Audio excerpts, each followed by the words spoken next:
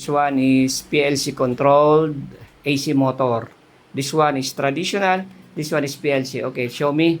We are going to control this motor. Okay. And forward. Forward, reverse. Okay. Forward, reverse. Forward. Forward. Running forward. Okay. Motor is running at clockwise direction. Okay. Stop. Then after some time, reverse. Okay. Reverse.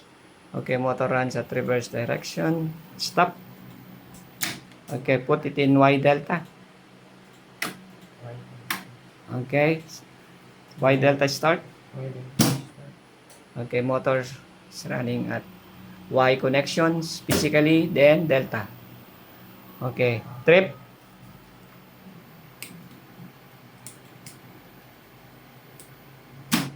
Okay.